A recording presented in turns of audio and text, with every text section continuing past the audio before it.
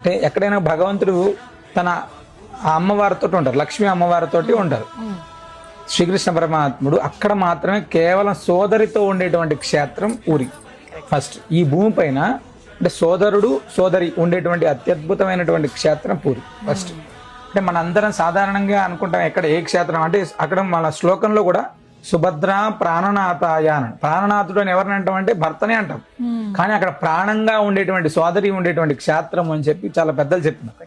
అంటే మనందరం కూడా పూరి అనగానే ఫస్ట్ అత్యద్భుతంగా గుర్తొచ్చేటువంటిది రథయాత్ర, స్వామివారి ఆలయం, అదేవిధంగా స్వామివారికి సంబంధించినటువంటి ప్రసాదం. ఈ మూడిటికి సంబంధించిందిగా మామూలుగా అంటే 4 విశేషాలు అని చెప్తాం. పూరి అనగానే అక్కడ మనం సుదర్శన చక్రం పైన ఎగిరేటువంటి జెండాని ఎంత అద్భుతంగా మనం అందరం చూస్తామో, పూరి క్షేత్రంలో ఉండేటువంటి ఆలయం లోపల ఉన్నటువంటి భగవంతుడు ఈ భూమి పైన ఉండేటువంటి ఏ క్షేత్రంలో కూడా మూల విరాటే బయటికి వచ్చి రథయాత్రగా సాగేటువంటిది ఎక్కడా లేదు. అంత అద్భుతంగా ఉండేటువంటి క్షేత్రం. రెండో విధంగా ఏ సంవత్సరానికి ఆ సంవత్సరం ప్రత్యేకంగా తయారు చేసినటువంటి రథం. మనం ఎక్కడ క్షేత్రంలోకి వెళ్ళినా కూడా రథోత్సవం అనగానే బంగారు రథం, వెండి రథం అవి రెడీగా ఉంటాయి. స్వామివారికి సంబంధించినటువంటి ఆ రథోత్సవంలోనే తిరిగి అంటే ప్రతి సంవత్సరం కూడా దాంట్లోనే జరుగుతుంది. ఒక పూరి క్షేత్రంలోనే అక్షయ తృతీయ రోజు ప్రారంభమవుతుంది ఆ యొక్క రథం తయారు చేయడం. అది వరుస క్రమంలో ప్రతి సంవత్సరం కూడా కొత్త రథం, ఎప్పటికప్పుడు కొత్త రథం.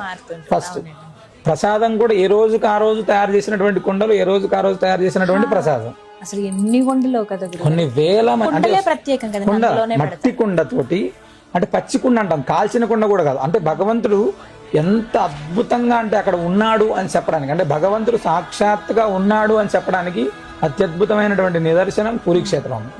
అంత అద్భుతమైనటువంటి క్షేత్రంలో మనకు ఉన్నటువంటి 9 రోజుల కాలం పాటు జరిగేటువంటి రథయాత్ర అయితే సాధారణంగా ఆ రథయాత్రను చూస్తేనే ఎలాంటి గ్రహ దోషాలను, నారాయణుని స్మరిస్తేనే దోషం ఉండదంట. నారాయణ నామస్మరణ అనేటువంటి జరిగితేనే మన దగ్గర దరిదాపుల్లో కూడా ఈ యొక్క నవగ్రహాల ప్రభావం ఉండదు అని చెప్తారు. అలాంటి 9 రోజుల కాలం పాటు స్వామివారికి జరిగేటువంటి రథయాత్రను స్మరించడం కావచ్చు, దర్శించడం కావచ్చు, స్వామివారి సన్నిధిలో మనం ప్రసాదం తీసుకోవడం కావచ్చు, అక్కడ స్వామిని దర్శించడం అత్యంత విశేషమైనటువంటిది అని చెప్పచ్చు.